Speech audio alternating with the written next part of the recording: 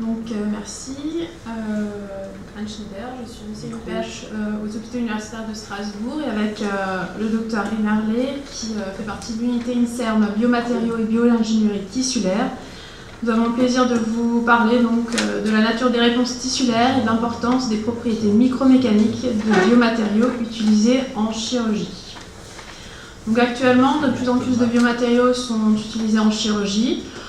Pour nous, en tant que chirurgiens pédiatres, il nous semblait particulièrement intéressant de connaître en fait le devenir de ces biomatériaux implantés dans l'organisme, puisque nous allons les implanter chez les enfants qui vont grandir et arriver jusqu'à l'âge adulte. Actuellement, nous savons que c'est la structure microscopique qui va gouverner en fait le comportement macroscopique. Nous sommes donc intéressés au monde de l'infiniment petit par l'observation tout d'abord cellulaire, puis moléculaire et enfin atomique. La particularité justement au sein du laboratoire où j'ai réalisé donc, ma thèse de science est de disposer du microscope environnemental qui permet d'étudier, d'analyser des échantillons non fixés, non déshydratés et non métallisés, c'est-à-dire le plus proche possible de leur environnement biologique. En effet, plus un échantillon va être traité, plus on va s'éloigner de la réalité. Ces analyses sont également complétées à une échelle supérieure, c'est-à-dire nanoscopique, en utilisant le microscope électronique en transmission. Pour ma part, je me suis donc plus particulièrement intéressée à la hernie diaphragmatique qui, comme vous le savez, est définie par un orifice diaphragmatique pathologique qui va entraîner l'ascension des viscères abdominaux dans le thorax. En fonction de la taille de ce défect, donc ça peut aller effectivement jusqu'à l'agénésie d'une coupole diaphragmatique, nous allons avoir recours à un remplacement diaphragmatique. Actuellement, donc les prothèses utilisées dans plus de 80% des cas sont constituées de EPTFE ou polytétrafluoroéthylène expansé. Son nom commercial est le Gore-Tex Dual Mesh.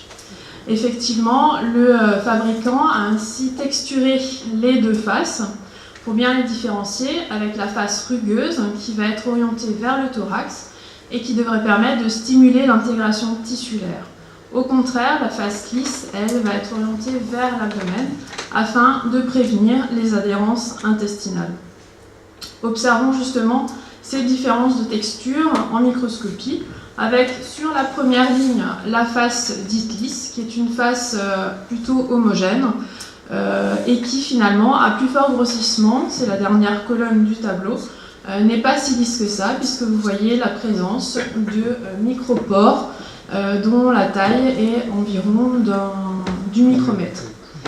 Donc c'est la face microporeuse. La face rugueuse, quant à elle, est dite macroporeuse. Elle va présenter des petites dépressions à sa surface qui sont visibles à l'œil nu. Et à plus fort grossissement, vous voyez bien la différence avec la face lisse, avec des pores dont le diamètre varie de 30 à 60 micromètres.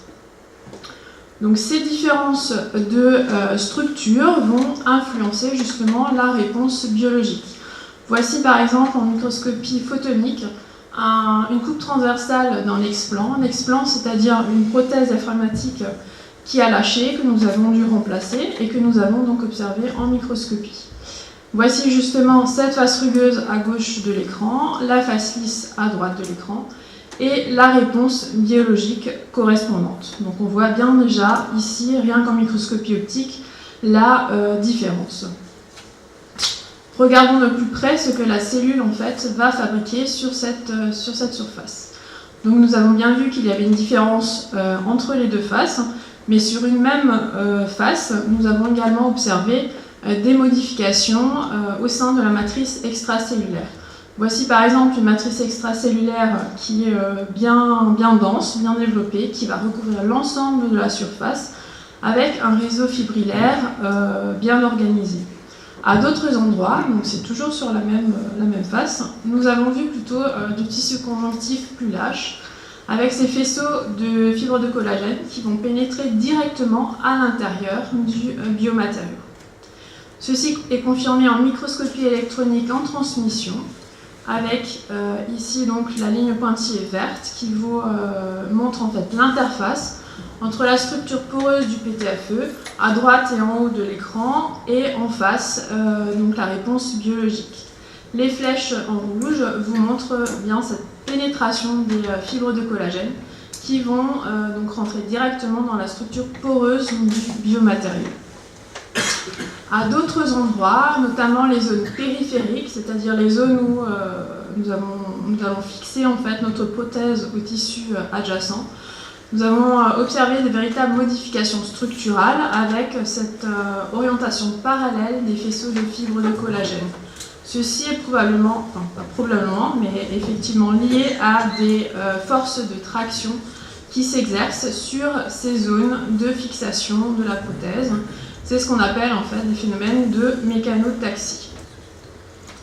Donc revenons à notre PTFE qui pose le problème en fait qu'il ne va pas grandir avec la croissance de l'enfant. Nous avons donc essayé de fonctionnaliser ce biomatériau et le problème est que ce biomatériau en fait est inerte à la plupart des substances chimiques. Il est également très faiblement hydrophile, ce qui peut entraîner des problèmes de liaison lors des fonctionnalisations. L'objectif étant de favoriser la colonisation cellulaire, donc sur le versant thoracique, bien sûr. Nous avons réussi à greffer des fonctions chimiques à la surface de ce biomatériau en le fonctionnalisant en utilisant la polydopamine. Nous avons également utilisé une technique particulière qui permet, comme vous le voyez sur la droite de l'écran, de ne fonctionnaliser qu'une seule des deux faces, ce qui rend en fait la surface plutôt argentée. À gauche, vous voyez en microscopie photonique ce film de polydopamine qui est en fait qui repose en fait sur notre structure poreuse du PTFE et à plus fort grossissement également ce liseré noir qui dans ce cas de figure mesure environ 80 nanomètres. Et voici le résultat. Donc à droite, notre prothèse, notre biomatériau fonctionnalisé avec l'effet sur la réponse biologique qui est montrée par cette goutte d'eau qui va venir en fait s'étaler à la surface de notre biomatériau fonctionnalisé. Ce qui traduit en fait une augmentation de l'hydrophilie et ce qui va en fait favoriser la prolifération cellulaire. Voici justement en termes de culture cellulaire ce que l'on observe. Tout d'abord sur le PTFE vierge avec donc un matériel biologique qui est rare, une cellule faiblement étalée, qui va avoir peu de points de contact focaux avec la surface de notre biomatériau. En comparaison, voici le PTFE fonctionnalisé, avec sur la gauche de l'écran donc un très beau tapis cellulaire en fait, qui est assez comparable à ce qu'on a pu observer sur le témoin, dans l'encart en blanc. Et également des cellules qui vont avoir tendance à envoyer des projections cytoplasmiques des filopodes vers les différentes zones fonctionnalisées par notre film. En microscopie électronique en transmission, également ces cellules qui présentent de nombreux points de contact focaux avec le film de polydopamine pointé par la flèche verte. Nous avons également mis en évidence des fibres de collagène sur la gauche de l'écran, ce qui traduit bien une cellule en phase active. Un autre volet particulièrement intéressant dans cette pathologie concerne les aspects biomécaniques, puisque nous allons les implanter chez des enfants qui vont grandir. Grâce à une étude tomodensitométrique, nous avons démontré qu'il existait un facteur de croissance en termes de surface diaphragmatique de l'ordre de 4 à 5 de la petite enfance jusqu'à l'adolescence.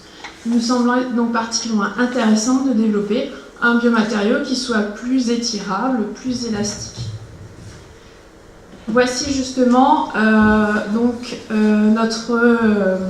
une membrane en fait que nous avons développée, une nouvelle membrane double face qui est composée de polymères de grade médical et actuellement un dépôt de brevet est en cours. Elle est composée justement d'une couche obtenue par électrospinning ou électrofilage qui présente une porosité modulable et qui va stimuler l'intégration tissulaire sur le versant thoracique et une couche plutôt lisse, donc destinée à la cavité abdominale, qui devrait permettre de prévenir les adhérences intestinales. l'ensemble constituant une membrane étirable, comme vous pouvez le voir sur cette vidéo. Je laisse la parole à Monsieur Emerveille. Les travaux de microscopie électronique qui vous ont été présentés ont été complétés par des recherches en microscopie à force atomique. Alors le microscope à force atomique n'utilise ni rayonnement ni lentille pour former des images. Le cœur du microscope, je vous le montre ici, c'est cette pointe extrêmement petite. La hauteur de la pointe est de 3 micromètres et le rayon de courbure au bout est de 10 nanomètres. Alors ce genre de microscope permet de réaliser des images. Alors il suffit de promener cette pointe, comme le montre le schéma, sur un échantillon et vous voyez en haut à droite l'image en temps réel qui est en train de se fabriquer. Ce sont des bactéries qu'on observe donc avec cette sonde extrêmement fine qui balaye l'échantillon.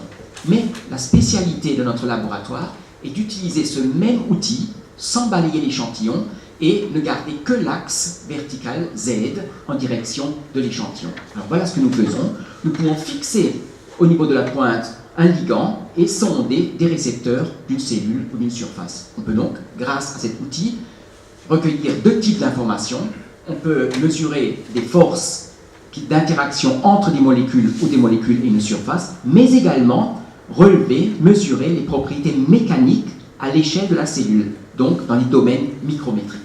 Alors, à quoi peuvent bien servir ce type d'expérience? Vous avez une image conventionnelle en microscopie photonique que je vous montre ici, et au bout de la flèche jaune, je vous montre ce qu'on appelle prosaïquement des points focaux, c'est-à-dire les sites d'attache de la cellule. Or, ces sites d'attache ne sont pas que des liaisons chimiques ou biochimiques, mais ce sont des structures d'adhésion extrêmement complexes. Et on sait aujourd'hui que ce sont ces complexes d'adhésion qui permettent à la cellule de dialoguer avec son environnement. Et la cellule, elle est en permanence en dialogue avec son environnement. N'oublions pas qu'elle évolue dans un volume tridimensionnel. Et donc la cellule va dialoguer et cette mécanotransduction qui s'opère au niveau de ces points focaux vont jouer un rôle déterminant dans des fonctions cellulaires, comme l'adhésion, la migration et même la différenciation cellulaire.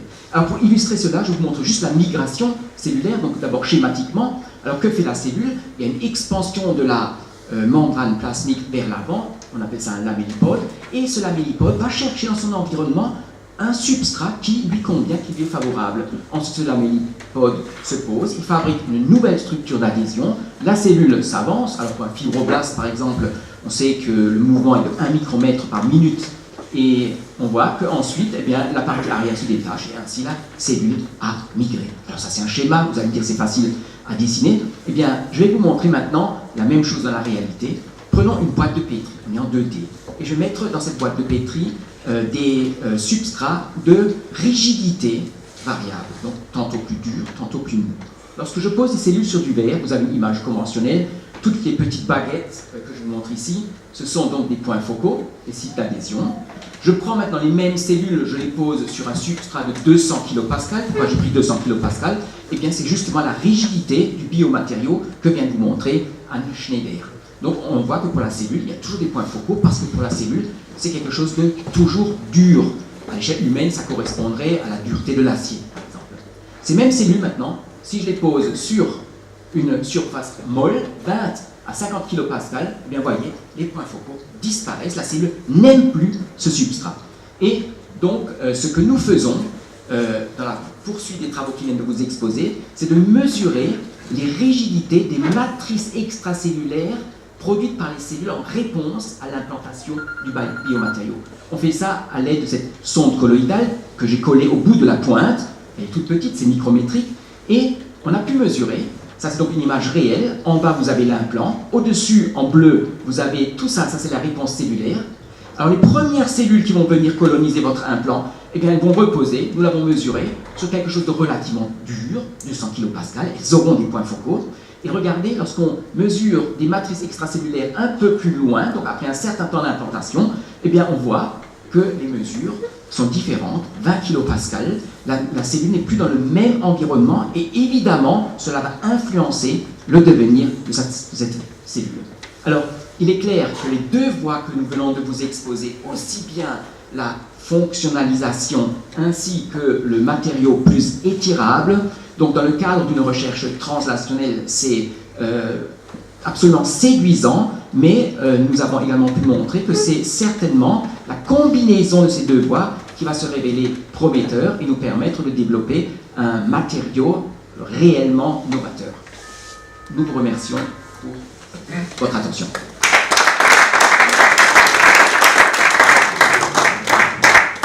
Merci beaucoup pour d'abord ce remarquable exposé et cette exactitude très alsacienne qui fait remarquer au passage.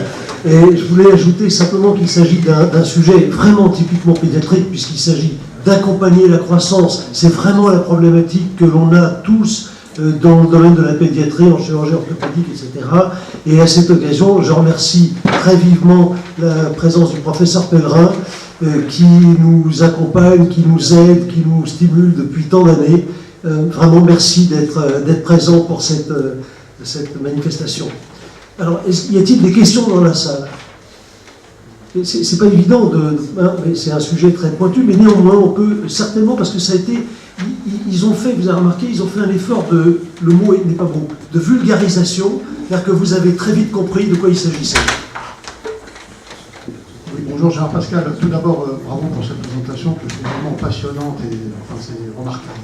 Alors, je ne suis pas chirurgien pédiatrique, donc je vais peut-être vous dire des bêtises. Voilà. Simplement, vous avez pris pour notre étude comme modèle les défects diaphragmatiques.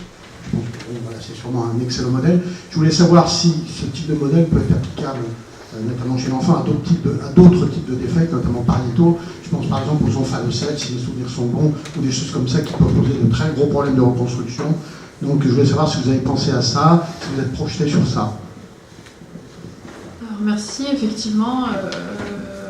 C'est quelque chose à quoi on a pensé, mais par exemple dans les omphalocèles, en fait en chirurgie pédiatrique on est assez limité en termes de biomatériaux.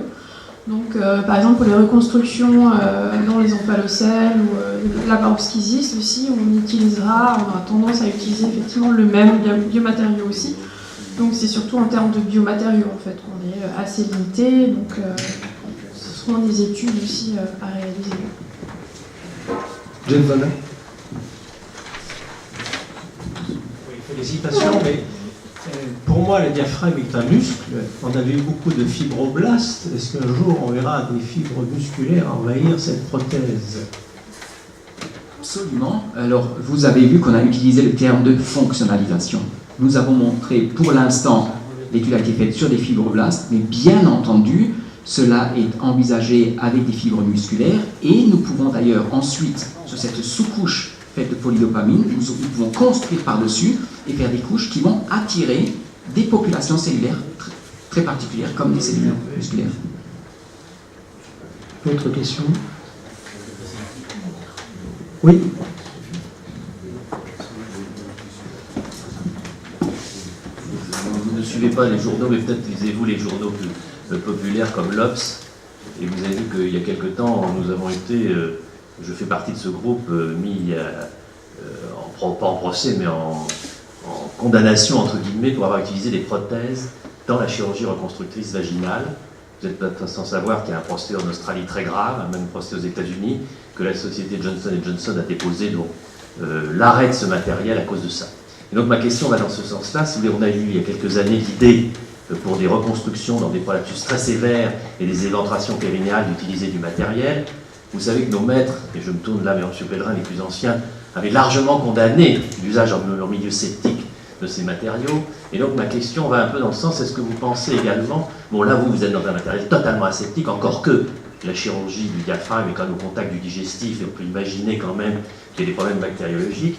Et donc je voulais savoir, parce que nous notre problème, si vous voulez, c'est le shrinking et la rétraction, et donc le shrinking entraîne donc une dureté du matériel, et donc c'est tout ceci qui a été mis en cause dans ces procès qui ont eu lieu en Australie et aux États-Unis sur un brevet qu'on avait déposé. Et je voudrais savoir si vous avez fait des progrès justement dans les prothèses, votre laboratoire a eu des relations avec d'autres laboratoires sur l'utilisation de matériaux dans les reconstructions pariétales qui n'ont pas ce problème de la rétraction, du shrinking et la dureté du matériel. moi-même, je ne suis pas chirurgien, donc je n'ai pas eu affaire à ce genre de matériaux. Par contre, c'est des choses, en tant que chercheur, je peux vous dire que c'est des choses qu'on sait régler, qu'on sait faire. Il faut simplement apporter la problématique jusqu'au laboratoire. Alors, vous parliez tout à l'heure, par exemple, de problèmes sceptiques, qu'il y avait des personnes, visiblement des chirurgiens, qui étaient un peu contre la pose de matériel dans ce genre de choses.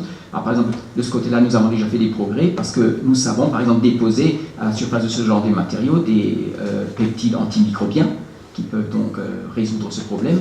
Mais les aspects que vous m'avez décrits de shrinkage, donc de contraction de ces matériels, me paraît pas être un problème très très important. C'est-à-dire il faut simplement énoncer bien la question, la problématique, mais je pense que d'un point de vue matériaux, on saura faire, quoi.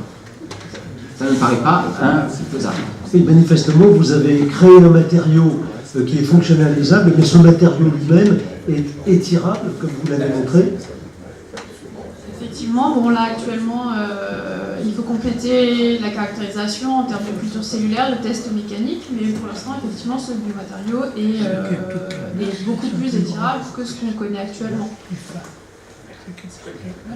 Si je peux juste ajouter, justement, le matériau, enfin, pour répondre à votre question, qui est une problématique nouvelle pour moi, mais le matériau là, sur lequel on vous montre cette dernière image, sur laquelle pousse la cellule, a été fabriqué par, enfin, on l'a montré tout à l'heure, par électrospinning ou électrodéposition. Ce genre de matériaux ont des propriétés tout à fait différentes des choses massives ou monolithiques qu'on connaissait actuellement. Non mais vous êtes parti sur un matériel, je crois qu'on va pas, la séance ne va pas être sur le matériel, vous êtes parti sur un matériel qui n'est a priori pas un matériel ni tricoté, ni tissé. Puisque vous savez que l'élasticité des matériaux comme le polypropylène, c'est la façon dont ils sont tricotés, en particulier avec des mailles larges, puisqu'on sait, quand on a des espaces de moins de 78 microns, la probabilité d'avoir des bactéries à l'intérieur est différente.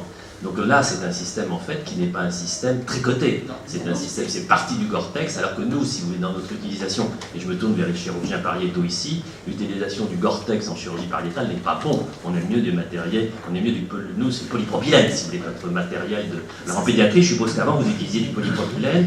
Vous aviez aussi, il y a une autre combinaison qui nous a toujours intéressés, et ça me sera ma dernière question, sinon on va parler que de matériel, on va déborder dans la séance. C'est par exemple l'utilisation d'une association d'un matériel non résorbable comme le Gore-Tex avec un matériel type Vicryl ou résorbable en même temps. Est-ce que ça amène des avantages? Parce que c'est des vrais sujets, je trouve, en matière de Alors, juste pour donner une précision, l'étude de fonctionnalisation vous a été montrée sur le Gore-Tex, mais ce qu'on vous montre ici, c'est-à-dire le matériau nouveau qui vous a été présenté, n'est pas du PTF, c'est pas du Gore-Tex. Hein. Et bon, on ne voudrait pas s'étendre sur le matériau parce qu'il est en train d'être breveté, mais c'est un matériau tout neuf et non tricoté qui va donc dans le sens, en termes de mécanique, de ce que vous recherchez. Merci pour le caractère extraordinaire de cette présentation de Joseph Temerlet et Anne Schneider. Merci pour vos questions. Je crois qu'on peut les applaudir encore.